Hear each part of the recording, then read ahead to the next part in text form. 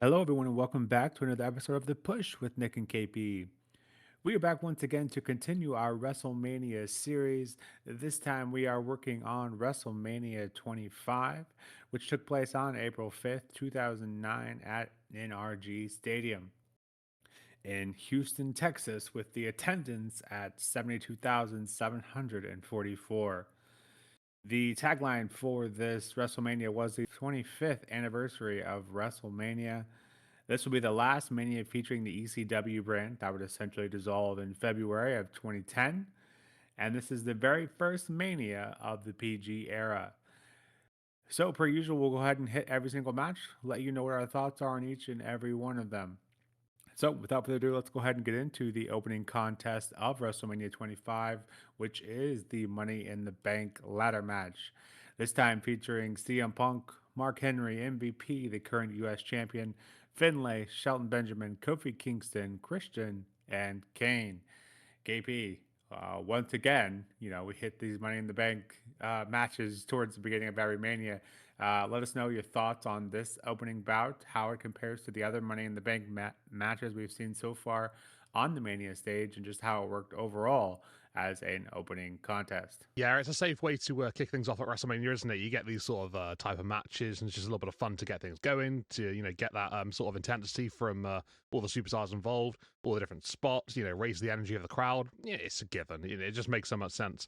So yeah, starting this one isn't a massive surprise to me personally. This one was a good match. It had its fun moments here and there. I thought the sequence of superstars diving to the outside of the ring to take others down on their way down was quite fun. It was like a whole little skit, with basically most of them, getting involved in that. Besides, I think maybe Mark Henry, I don't think was involved in it at all. But yeah, it even had Hornswoggle at the very end. Diving from on top of Mark Henry, who's sort of like perched on the top rope. We see Shelton Benjamin diving from a ladder during that situation as well. It's very sort of like a slow pace that sequence, but it's quite fun, and I enjoyed it for what it was. Um, we saw some other moments throughout the match as well. A well strongest slam from Mark Henry onto Kofi onto a ladder. A kill switch from Christian on Punk off of a ladder. So that was quite fun as well. And then we saw Shelton Benjamin powerbombing MVP. Unfortunately, just after a very small sunset flip powerbomb botch off the ladder. But he does sort of, recover sort of thing, gets back to his feet. The two sort of like continue. And then Benjamin hits a powerbomb onto MVP, like just launching him to ringside onto a few other people who are waiting to catch him. But yeah, it was good. It was a good fun match. It wasn't quite as good as the previous years. I think I will, quickly just make that comparison. But in that sense, these matches are always very difficult to sort of make unique because there are so many different spots you can do.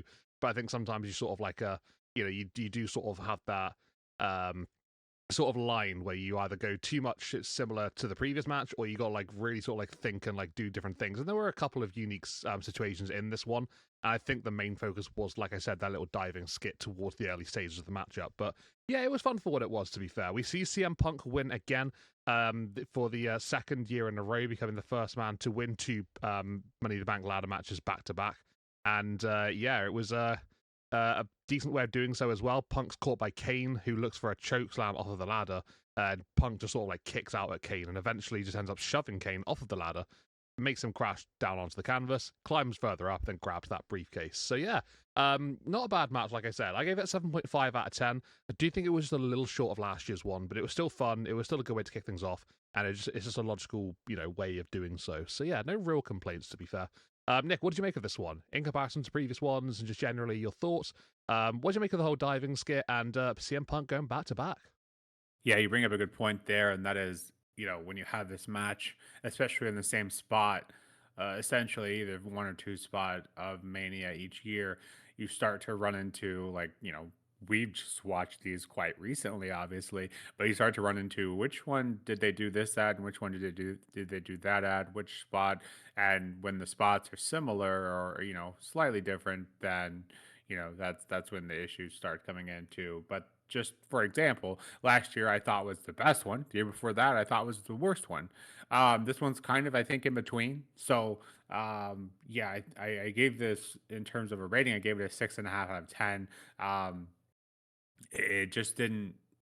Yeah, it just didn't feel like anything really that different, and that is the issue when you run these, straight back to back to back. in terms of years, just keep running them back and forth. Yeah, it didn't really have any spots that I walked away thinking, God, that was really cool. It had some nice ones, obviously the Shelton dive, the Kofi spots, and then the ending with Christian and Kane, kind of seeming like they both kind of had it in the bag. Uh, but then, in the end, it was CM Punk once again, as you already mentioned.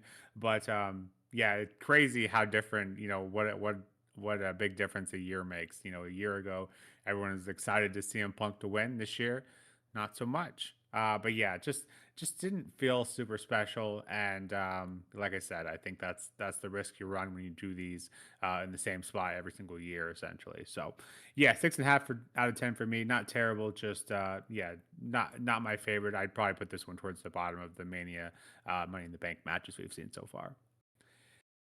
With that, funny enough, the segue we get into the next match was supposed to be a 25 Diva Battle Royal to crown Miss WrestleMania. Before that, though, we had essentially a mini concert of Kid Rock. If that's your kind of thing, you probably love that.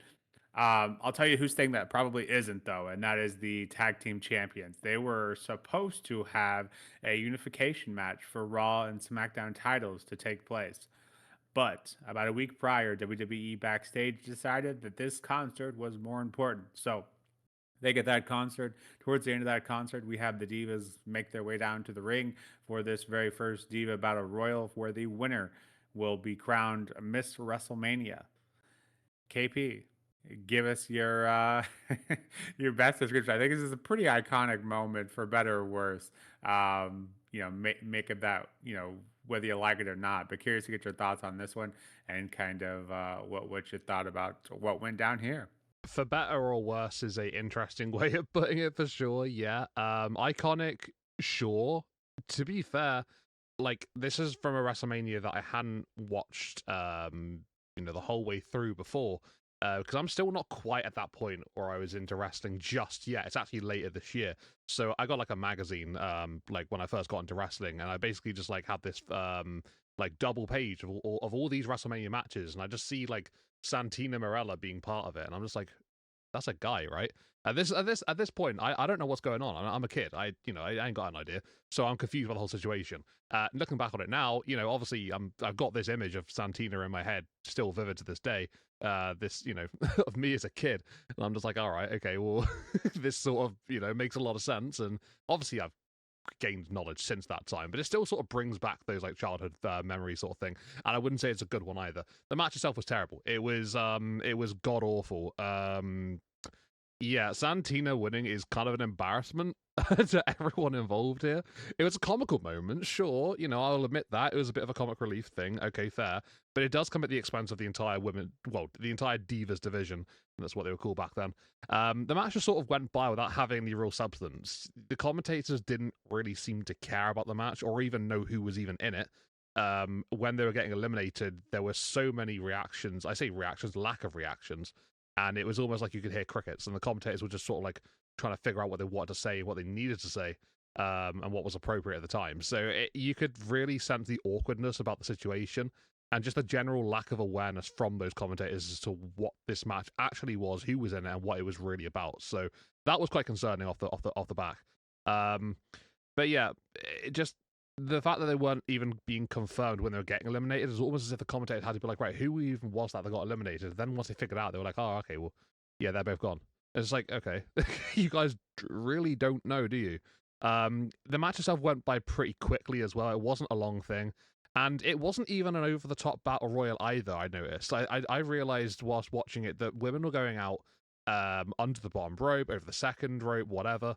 Not necessarily over the top, and they were still being classed as eliminated. They just had to have left the ring, and they were out. So that was quite interesting to me, and to pick up on that. So I'm guessing it wasn't your traditional over the top rope battle royals, which is fair. I guess if that's the case, not then so be it. But yeah, it was Santina winning, and we see Santina basically just dance around the entire time, just avoiding the women. Not to say that he should be doing more, because at the end of the day, he is a guy. Yeah, we see Beth Phoenix and Melina as the last two remaining women of the matchup, and Beth looks for a glam slam and tries to throw Melina out of the ring. Santina flips them both over the top. Well, flips Beth over the top rope. Therefore, they both go tumbling to the outside, and he is declared Miss WrestleMania. So yeah, you take it as you will. This one was a travesty, and it was an embarrassment to all the women involved. And like I said, just the lack of care and awareness of the commentators, that just spoke volumes to me personally. I gave this one a 1.5 out of 10. It was just awful, just so terrible. What did you make of this one, Nick? These Divas matches are certainly quite something, aren't they? And this one was up there with one of the most strange moments I think we'll probably see. Yeah, and shame on me. I used iconic. What I had intended to say was what I should have said was infamous. Because yeah, this is the only women's match on the card, so this is the only time they get. Um, yeah, the commentary team didn't know some of the women in here. They were making jokes about the whole thing. Santino awkwardly kind of dancing back and forth to not interact with anyone. I know I knew about this one before getting into it, so I think that helps with me a little bit. Had I never seen it before, I think it would have probably been more annoyed at the situation. But regardless, King just has a heyday, and they start referring to Santina as an unrecognizable diva. JR and just yeah, this was an interesting match. If this doesn't explain the state of the women's division, I'm not sure what will. I know it's a joke, and it is funny in a very this shouldn't be funny way, but it is what we got. Silver lining here, though, you do see some future stars in the ring. But yeah, your very first Miss WrestleMania is Santina Morella. So did give this one probably higher than I should have, and I gave it a 3 out of 10 just because it was funny. I just for some reason I was able to remove myself from the tragedy that is of the women's division. It just because I anything Santino does, especially like current day, is funny. He's always been entertaining, and so just because I knew it was coming, I think it for some reason helped me take it a little less serious. And so 3 out of 10, probably a lot higher than it should be, but regardless, yeah, this best to just move on, I think, and we'll call this a day. The next match is not quite as bad, but I don't know if it's much better. Chris Jericho, who's going up against a few Hall of Famers and none of Jimmy Superfly Snuka, Ricky the Dragon Steamboat, and Roddy Piper, of course, accompanied by Ric Flair in a 3-on-1 handicap elimination match. The base of this match stemming from Jericho not liking how wrestlers were portrayed by Mickey Rourke in the movie The Wrestler. And speaking of Rourke, apparently in the build to this match, it was considered to have Rourke versus Jericho.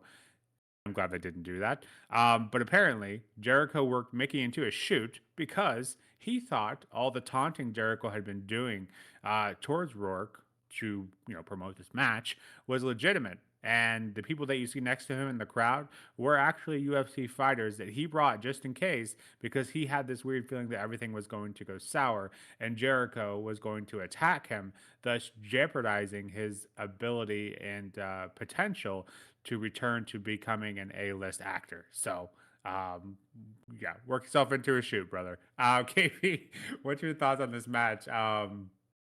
Yeah, this one has a lot to talk about, I think, too. So curious to get what you thought about this one. Times like that where I'm glad my microphone's muted because I was just in tears a second ago. I didn't know any of that. That's a hilarious tidbit. I think it's one of the best that you've said whilst we've been doing this project. That is unbelievable. I love it. Humor aside, though, and trying to recover from that situation. Yeah, the match itself was certainly interesting. That's for sure. A strange dynamic to it. A complete clash of generations here between Jericho and obviously the three legends.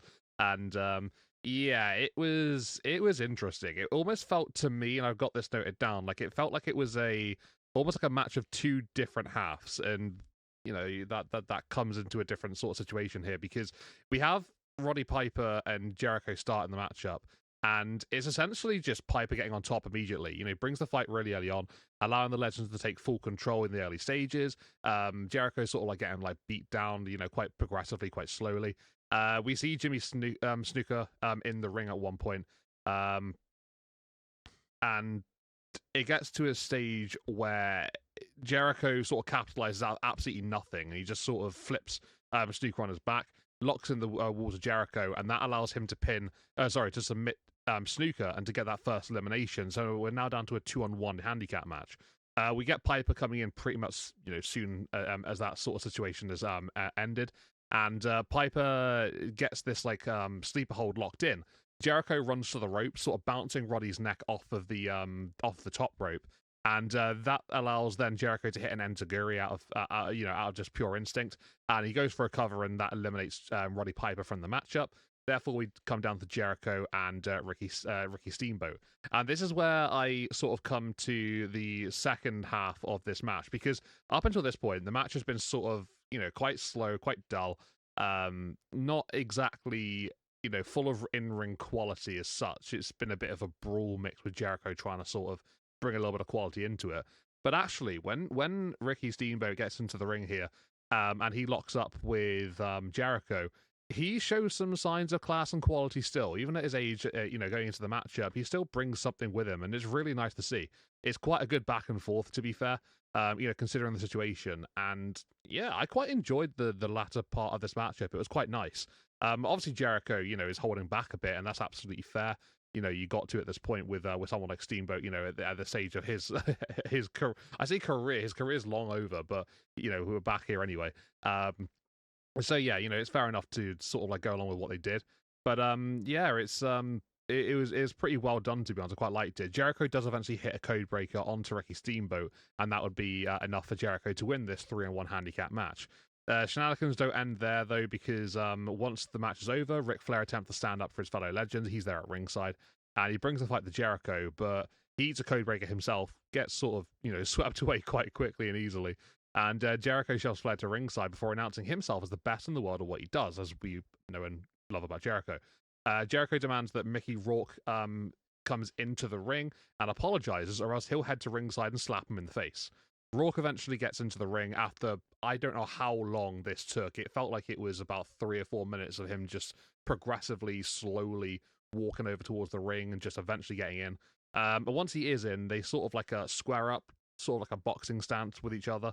And Rourke essentially outboxes Jericho, lands one left hook, and knocks Jericho down to basically end the segment as he's posing with Rick at the end of the whole thing. So yeah, your tidbit just makes this so much more entertaining to me personally, knowing that he was kind of thinking that things are going to go haywire and south, and he had to get back up for it. I that's actually hilarious to me. But the match itself, generally speaking, the whole thing, I gave it a 5 out of 10. It had some quality when Ricky was in there, but besides that, it was pretty poor up until that point. And yeah, it was certainly interesting. I think it's one of those moments where, yeah, I think it's memorable in some ways, not massively, but just a little bit for what it was. What did you make of this one, Nick?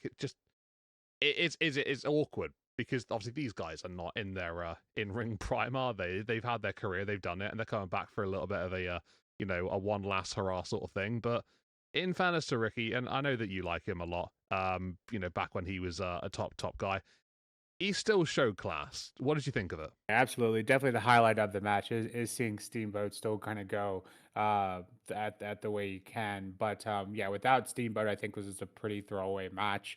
Snuka at the time becomes the oldest man to be in a WrestleMania match. Um, yeah, you can see Flair outside the ring, just kind of desperate to get in, jealous that these guys are able to do it.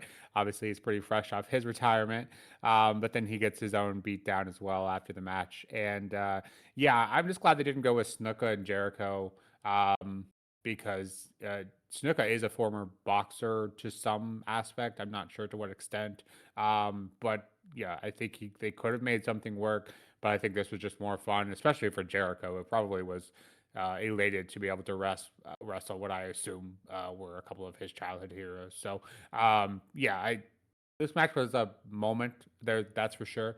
But yeah, without Steamboat there, I don't think this would have been much to take home.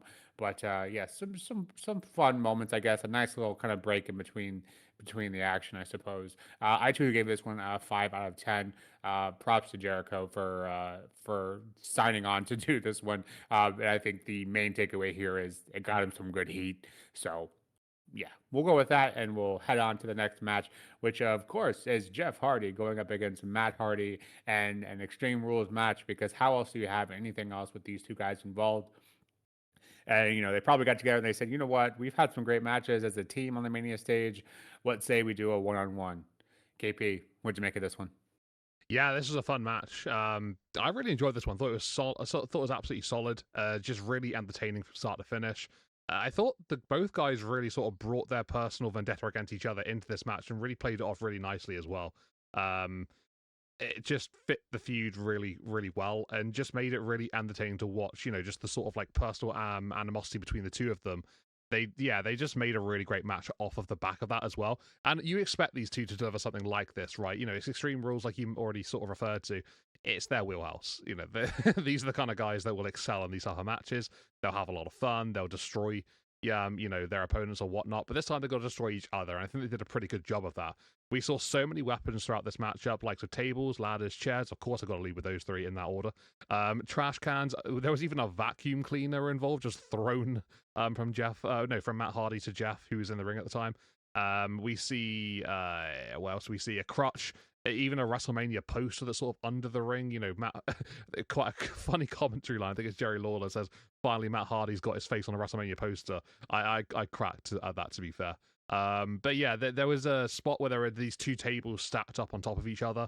Matt's been placed in between them, sort of like on top of the lower table, and just with the cherry on the top, just pops a chair on top of him as well. And Jeff Hardy goes to the top rope and hits a splash, dives straight through the tables, putting Matt through the bottom one as well. Yeah, it was a crazy spot, that, to be fair. In terms of the matchup, the ending as well, I loved the finish of this contest too. Matt gets out of the way of Jeff Hardy, who attempts a leg drop off of a ladder over another one. It's quite the cool moment, to be fair. And he sort of like lands straight on his behind. Pretty nasty fall from obviously so high up. And Matt gets back up to his feet, locks Jeff's head inside a steel chair, and then hits a twist of fate in a pretty, solid way to really just add insult to injury there. Turns Jeff Hardy over, gets him out of the chair, and that's enough for the 1-2-3 in the win for Matt Hardy. But yeah, a brother vs. brother match at WrestleMania, the first in 15 years. We saw Bret Hart and Owen Hart going at it at WrestleMania 10. There was also Undertaker and Kane at WrestleMania 14 that I guess you can, you look at as a brother versus brother match, if you will. But yeah, in terms of blood brothers, yeah, this obviously is the first one since WrestleMania 10. And it was a really fun match. I gave it an 8.5 out of 10, absolutely solid. And just, these guys in an Extreme Rules match, you wouldn't expect anything else, would you? They're always going to put on a great contest. So yeah, that was my personal opinion. But what did you make of this one, Nick? The general flow, the moments that happened, the win for Matt Hardy. And just, the feud that went into it made for a pretty great encounter. What did you think, though? Hopefully, all of our listeners know that Taker and Kane aren't real brothers, because you could have just broken some pretty heavy news to someone. But yeah, the brother versus brother match on the Mania stage, it's always one that's fun if done right, and I think this one is absolutely done right, sticking to the wheelhouse that of Matt and Jeff, obviously knowing what Team Extreme is all about. And yeah, they put on a decent contest here. Literally my only complaint here is that they probably could have gave it some more time to make it even better. But for what we did get here, I thought it was a great moment for both. I was shocked to see Matt go over, because Jeff obviously had a world title the previous year, so I was kind of shocked. But on that same token, and getting Matt to beat Jeff obviously kind of helps create a star, further him as a single star as well. So, I thought this was a pretty fun contest. I won't go over my points, because all of the points were essentially the ones that you had. Of course, the spots being entertaining, as we would expect from these two guys. I did give this one a 7.5 out of 10. It was just a ton of fun, and I think you give this match another 10 minutes, 5 minutes, you create, what is really a great match. It was already pretty good as well. So 7.5 out of 10, pretty good contest. And had me kind of yearning for some more. With the teams that we once knew as the TLC kind of guys, had me curious to see some other matchups with the other two teams. But yeah, this was a ton of fun, and Matt getting the win here was a nice surprise. With that, we have another surprise. We have Rey Mysterio going up against JBL, who is the current Intercontinental Champion. Lots of interesting bits about this one. The first one being this is the first time the IC title was defended since RVD defeated William Regal at WrestleMania 18. So a 7-year gap here. Yeah, the way this whole match kind of went down was a bit awkward. Obviously, JBL attacking Ray before the match even starts, but the match is pretty short. And see Ray gets the win, and then we see some post-match shenanigans as well. But before we get to that, KP, what are your thoughts on the actual match here? Obviously, it's a very short one and a continuing superhero theme for Rey Mysterio's attires, and somehow commentary team couldn't quite figure out. I think they were playing dumb, but yeah, that's always interesting attires from Ray there. But yeah, this being the last match of JBL, what did you make of all this? Hey, you asked me what did I think of the match. Well, 21 seconds of it. There isn't much to unpack from it, not gonna lie, but I'll try my best here. Here we go. Yeah, I guess it sort of stems back to before the match really took place, and we've got JBL giving it all that on his way to the ring, and saying how Texas have nothing going for them, but now they at least have hope now that the Intercontinental Champion is returned to Texas. And yeah, the once the bell does ring, just before that, JBL, like you mentioned, attacks Rey Mysterio before the match actually does begin. But he sort of gets a little bit too sort of like cocky about it, and yeah, Rey just sort of capitalizes, and essentially he hits an enziguri on the JBL, followed by a drop kick, which sends JBL crashing onto the ropes. We all know what happens next. 619 follows. He goes for a splash, and then he wins the Intercontinental Championship as a result of that. That's literally the entire play from bell to bell, what happened in the match officially itself. And yeah, there isn't really too much to discuss. But in terms of, the moment that followed and JBL essentially just, being absolutely frustrated with the situation, saying that he was going to have, prior to the contest, one of the most dominant wins of WrestleMania history, to then actually be on the other end of that, is quite the entertaining moment. JBL says he has something to say, he takes a little while about it, and eventually he just sort of loses his mind and says that he quits in utter frustration, even though the crowd, they're absolutely loving it. So, yeah, they were quite enthusiastic towards that announcement, but it's just a strange segment, generally speaking, but it was quite entertaining for what it was worth, I suppose. Was it great? No, not particularly, but it was quite fun, and it made for a moment that I think is memorable for sure. Like, I look back on this and I remember this, going through my little magazine when I when I was getting into wrestling, and I saw that it was in 21 seconds. I couldn't fathom that as a child. I was like, wow, how is that even possible? It's so quick.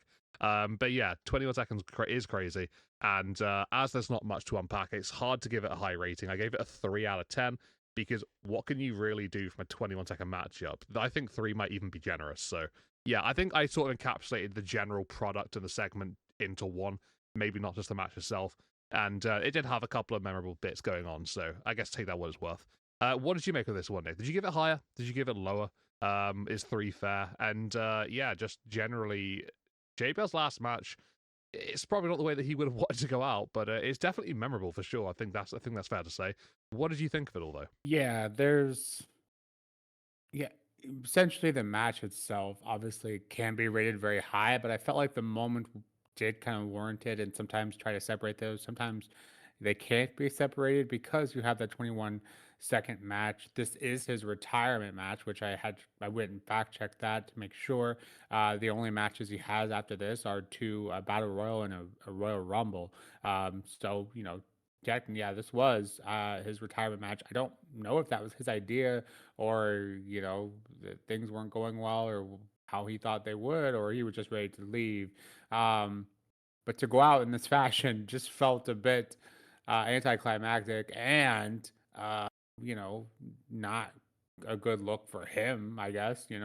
But no issues with me. I love Ray. To see him win the IC title, I thought that was great. And yeah, I have no issues with JBL leaving. I'm not the biggest fan. I think I made that quite apparent. Uh, but yeah, I just thought this was a funny moment, and that's kind of what it was. But yeah, he was one of 5 out of 10, and my kind of thought process was, JBL, don't let the door hit you on the way out. So I was I don't have to watch any more JBL matches. So for what that was worth, I give it a 5 out of 10. It was just a moment that made me laugh and entertained me. So at the end of the day, I guess that's what we come here for. So sometimes at the expense of a good wrestling match, I'll take it and we'll move on. With that, we do get a very good match we get to talk about now. That is, of course, the iconic Shawn Michaels and The Undertaker, this time sitting at 16-0. I love the good evil dynamic approach they took here with the build up. Just the fact that Undertaker is obviously evil and Shawn being good, that just makes me chuckle in itself because, Shawn had his fair share of issues throughout his career. Both men putting on their legacy on the line here. Of course, we have Mr. WrestleMania and that of Shawn. I'm glad they kind of left that moniker on him, going up against the WrestleMania phenom, of course, that being The Undertaker. The crowd was pretty split here, but KP, what'd you make of this match? I don't think there's any real surprise that, I'm asked how I think this match went, and I say it was unbelievable. I think most people will share the same opinion. This is one of the great WrestleMania matches of all time. One of the great matches of all time, really, I guess you could say, just on that, on the back of that. It's just incredible. It has so many layers to it. It's a really physical match to begin, and I think just both men really are trying to assert some sort of like ascendancy in the contest in those early stages. Just allows for a quite a big feel to begin with, and it already had that big feel, but it sort of like raised the intensity quite nicely. We see then a sort of like a bit more of a risky middle part of the matchup, which sort of sees both men diving to ringside at one point and actually ultimately missing their opponent in a couple of different ways. Talk about that more a little bit later on. And then we go into sort of like the later stages of the contest, which it sort of then turns into a battle and a fight. So it's got almost like 3 different stages to it, and the way it just sort of progresses from stage to stage is quite remarkable, and it's just incredible, to be fair. Both men gave absolutely everything to try and get the win here. Undertaker essentially just capitalizes on a sudden moment in order to get the win in the end. It's not sort of premeditated. It's just it just happens to be, oh, I'm going to catch you and I'm going to tombstone you.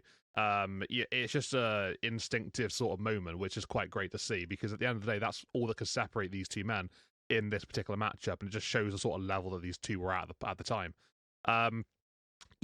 So let's talk about those high risk moves that I mentioned a moment ago. So we do see Undertaker at ringside, and Shawn Michaels is looking for a moonsault. He goes up to the top rope, literally from the outside, and he goes to try and hit this moonsault. It's almost like a little bit of a corkscrew element to it as well. That is the way that he dives, and Undertaker just simply just shoves him down onto the floor, and it's a really nasty landing. So that's like the first risky dive that misses there, like I mentioned.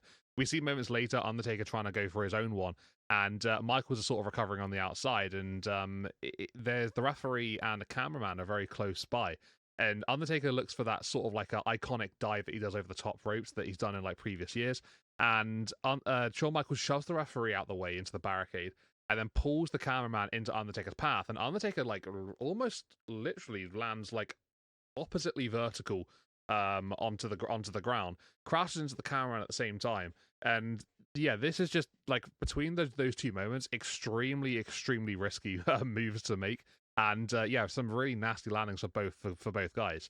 There's like a bit of a slow point here because obviously both men are absolutely broken at this point, and they do eventually get back into the ring, which then leads up to that sort of fight and battle that I mentioned a moment ago in the late stages.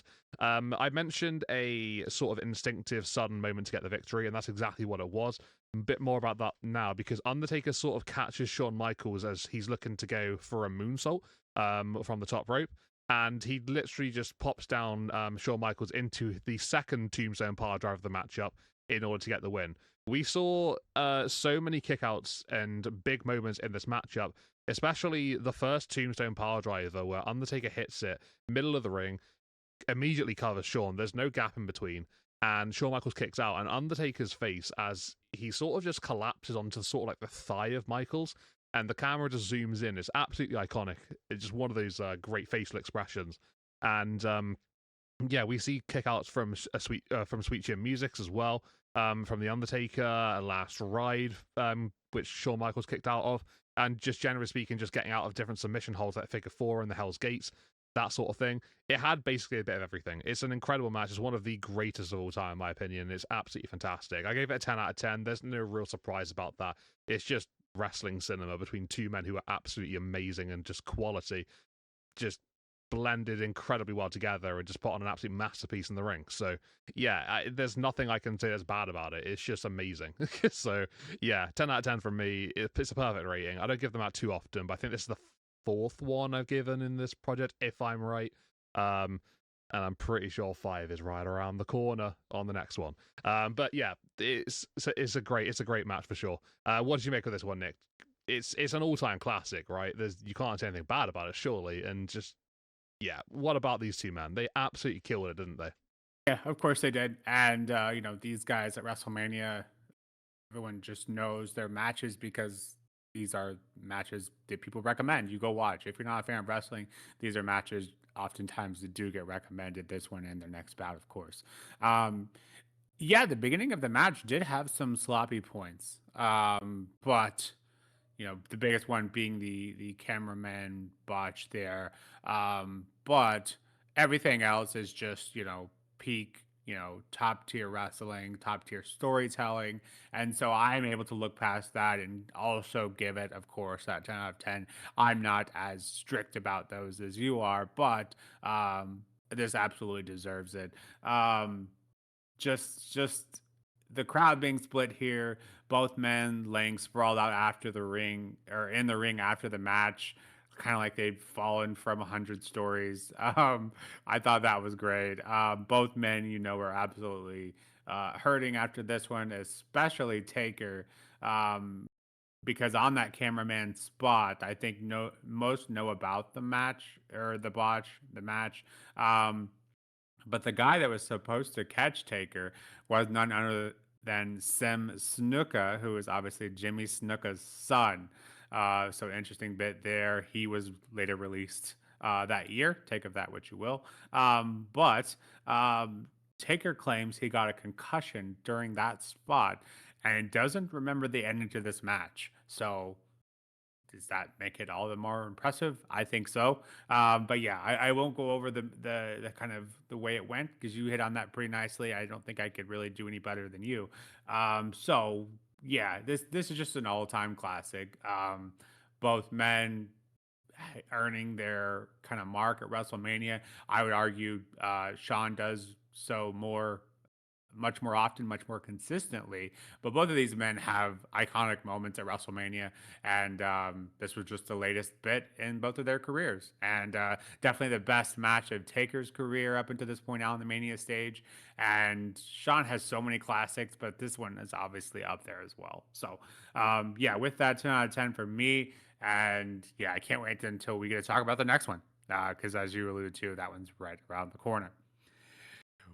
Yeah, at this point in WrestleMania, I'm sitting here thinking, are we not going to get two title matches? We are. The World Heavyweight Championship being the next one, and then the WWE Championship being right after. Usually they kind of have a break in between, but this year they are back to back, so interesting choice there. But the first one we do get here is the Big Show going up against John Cena, going up against Edge for the World Heavyweight Championship.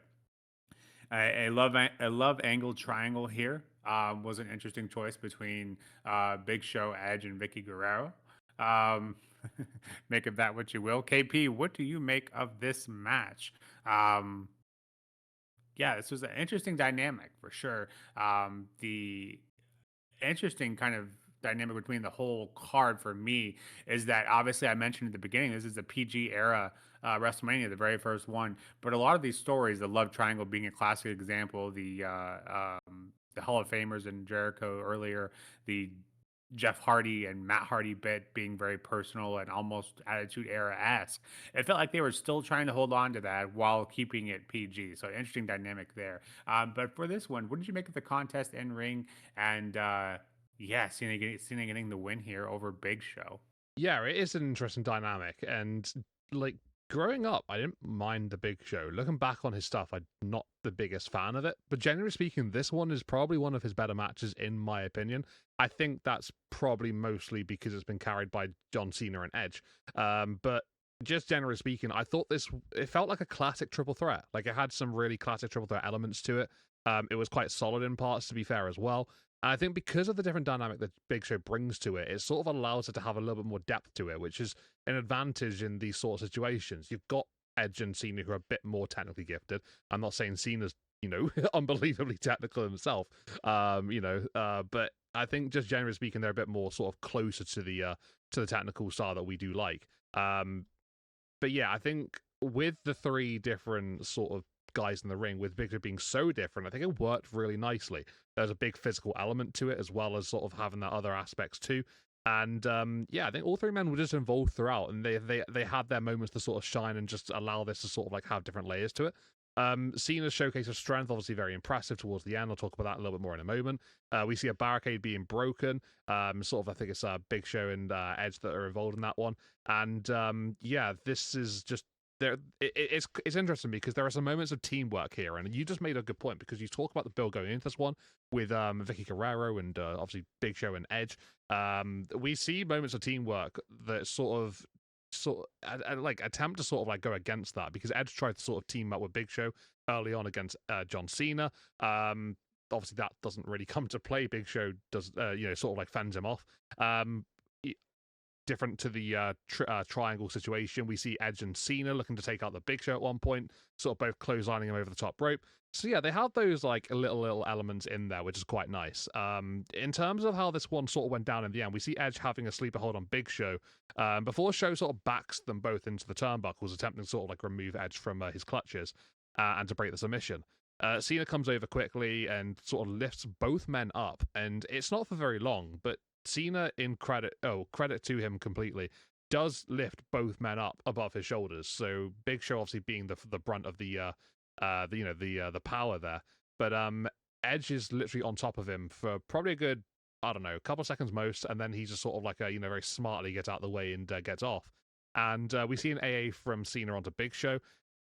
Edge doesn't really know what to do and sort of like falls into Cena's path, and he gets an AA for his troubles as well. And he actually lands on Big Show, sort of Big Show taking more punishment there from that little AA from Cena.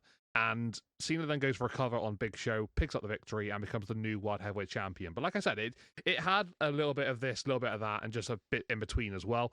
And some classic elements that made it sort of quite a compelling triple threat contest. So I quite enjoyed it for what it was. I thought it was relatively solid. It wasn't like a world-class all-time match, but it was pretty decent in my opinion. I gave it an 8 out of 10. So yeah, take it what it's worth. I thought it had good moments here and there, and it was pretty decent. What did you make of this one, Nick? Triple threat is interesting for sure, but yeah, did you think it was good as me, or maybe just a little bit less? Well, first, I will agree with you that Big Show's best match is definitely on the Mania stage. We've hit it before. Big Show has a very interesting up and down WrestleMania career. This is definitely the top, at least that I can recall. Uh, yeah, this had some fun moments. Show being caught up in the ropes there, yelling for Kyoto to help him out. I laughed at that one pretty hard, probably more than I should have. But yeah, this was a fun bout where I wasn't sure who was going to win.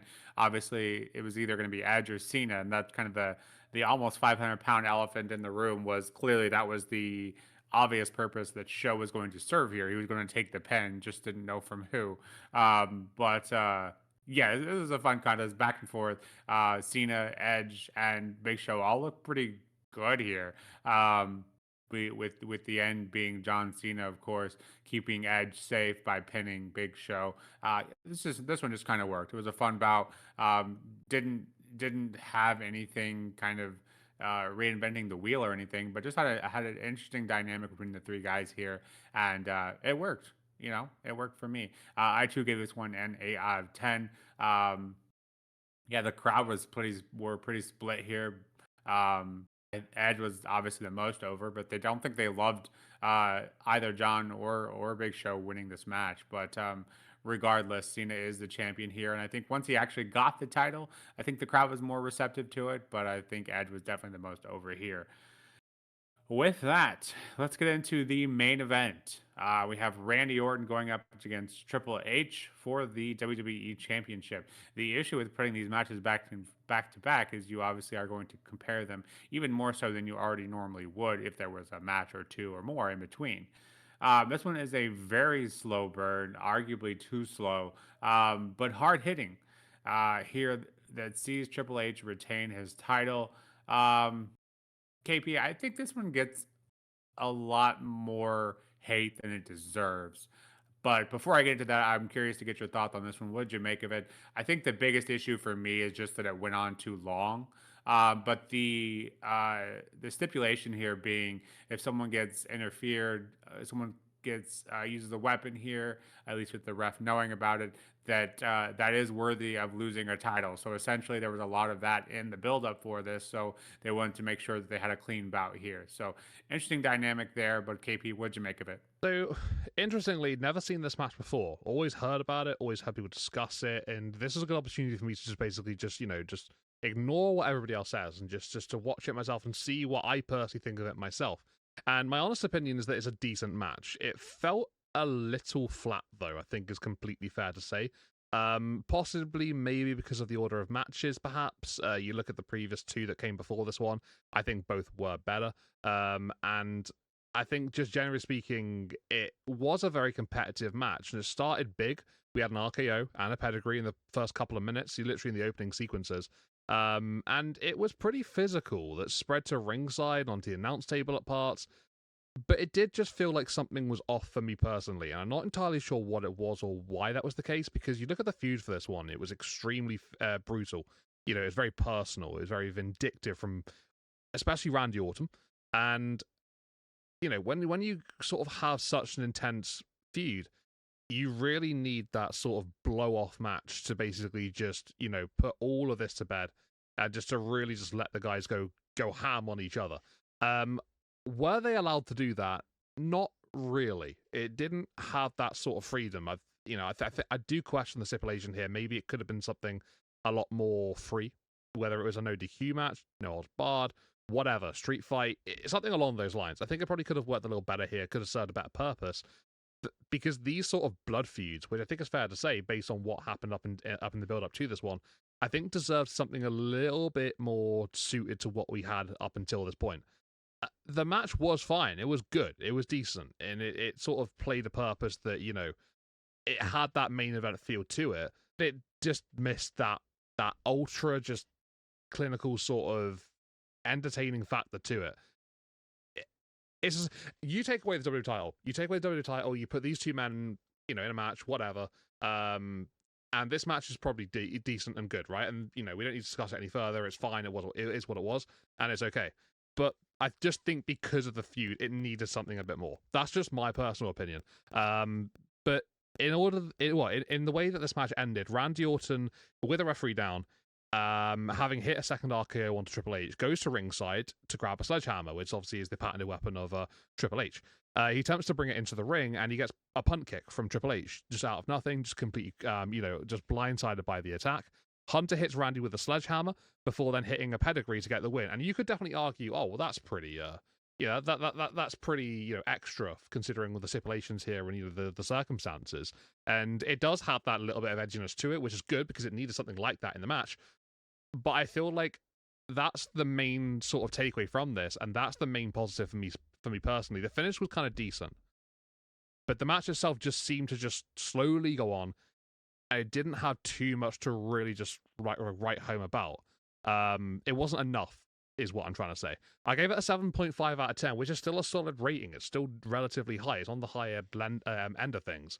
But I feel like based on what happened here, it could have been taken to the next level by just allowing these guys to have more creativity and involvement with sort of just bending the rules and whatever here and there. So yeah, that's just my general, 2 cents. Don't have to take it.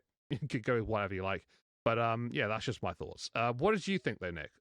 I know you sort of referenced that maybe it got a bit more hate than it deserves, but I kind of understand why people do think this match isn't main event worthy. You do look at the previous couple of matches, I think both could have had a bit more of a say to be the main event of this WrestleMania, especially Undertaker and Shawn Michaels. But yeah, obviously that's a conversation for another day. What are your thoughts? Yeah, during most of WrestleMania, they have a hard time putting on a match that's not for a title at as the main event, which understandably so. Obviously, hindsight's always 50-50, but had to have known that Undertaker Shawn Michaels match was going to be good, all time, if you will. But yeah, I like I said, I think this match gets more hate than it deserves. I'm not saying it's a perfect match, and I'm not saying it's far from it. Um, it isn't a perfect match. But I think, as you kind of were alluding to, was the buildup for this one was so extreme, that to have them in a match that almost has nothing extreme just kind of seems like that's an odd payoff for it. Obviously, the best parts of this match being when the ref got taken out and, we're able to include the sledgehammer. We're able to, then create this dynamic, uh, that seems like it is personal. So you just, for this kind of rivalry to then have culminate into a very straightforward one-on-one contest just didn't really make a ton of sense. So yeah, with that, yeah, I think the match was good. Like I said, I think it was too long. I liked the way it built, like very slow build up, the slow burn to it. Um, I like that, the hard hitting aspect of it, um, and then obviously the finish where Randy goes for the sledgehammer, Triple H hits him with the punt kick, and then turning the tables on Orton, hits him with his own sledgehammer, and then hits the pedigree. I thought that was great. I liked the ending, and I think you mentioned that as well. And you giving it a 7.5 rating, I think that's far from the hate that I typically hear about this match, and I too gave this one a pretty similar rating. I gave it an 8 out of 10, which is the same rating I gave the match before. And maybe that is because I just know how much this match is hated. So I went in there with lower expectations. That could have played a part. But regardless, I just feel like it wasn't a fantastic match, but it wasn't near as bad as what I've always heard on it. So, yeah, with that, an 8 out of 10 from me. And yeah, you could argue probably not the best choice for main event, but it is what we got. So Triple H to retain here, or once again, I think was a bit of a letdown for the crowd. I think the crowd didn't really want to see that outcome either. So with that, yeah, we'll take it for what it is. KP, WrestleMania 25 in the books. Let us know your kind of highlights here. I have a feeling I know what that will be. But yeah, let us know what your favorite, least favorite, and what you thought of WrestleMania 25 overall. And we'll get this one wrapped up. Yeah, I think highlights are pretty much telegraphed, really, isn't it? I think I'd be, not surprising anybody by saying that Undertaker and Shawn Michaels is my main highlight of the show. I don't give perfect ratings out too often, so when it does happen, it's a bit of a rarity for me. And this one was just unbelievable. It's absolutely worth it. So it's just one of those crazy matches that I'll never get bored or tired of watching. I can always go back to it. I can always enjoy it. And yeah, it's just an all-time classic in any sort of sense of wrestling. Other sort of matches that stood out to me, I guess you could say that it was probably the Extreme Rules match between Jeff and Matt. I thought that was fantastic. Really, really love the dynamic. And then the triple threat match for the World Heavyweight Championship, John Cena, Big Show, and Edge. So yeah, I think they're my top three matches for this WrestleMania. As a general sort of verdict of the show, it's very similar to your WrestleManias that we've obviously gone through before. It's got your good matches, it's got your in between, and it's got your why are they on the card sort of situations as well. I'm looking at you, Divas Battle Royal. But yeah, memorable moments for sure, iconic bits here and there. Memorable for good, bad, and ugly, I guess you could say. And yeah, all my ratings overall come to an average here for WrestleMania 25 being a 6.5 for me, which I think is the same as the previous two WrestleManias we've done up until this point. So apparently there's a bit of consistency with how I rate these matches, in this current era. So yeah, I guess take that how you will, but yeah, I thought it was a pretty solid show to be fair. At times, but they definitely do have the moments where it's like, you you can't defend everything. It's some things are just undefendable, and I guess you just have to sort of just grit your teeth and just, I guess, take it in a slightly different way, maybe more comical or whatever. But yeah, it is what it is. It had its ups and its downs for sure, like all these do. What did you make of it, Nick? Your highs, your lows, your in betweens, and yeah, your overall thoughts. Yeah, overall, this one gets a 6.5 from me. Doesn't feel like it should be that high even, but I think obviously you have a perfect match in there that's going to give it a bit of a boost. Um, But yeah, definitely stole the show. Did Taker and Shawn Michaels. The rest of the show has its ups and downs, as you alluded to. But for me, this one has more downs than ups. And you take out that Taker Shawn Michaels match, and I'd argue a lot of this WrestleMania is somewhat forgettable. So, yeah, with that, yeah, WrestleMania 25 and the books. Let us know what your favorite match was. What you thought of this WrestleMania. We'd love to hear from you. And of course, if you like what we're putting out here, please don't forget to hit that like and subscribe button, as that helps us out tremendously. We'll be back shortly with the WrestleMania 26. And of course, we'll continue working on the Raw, NXT, and SmackDown recaps per usual. But until next time, this has been The Push with Nick and KP. We'll see you soon. Take care.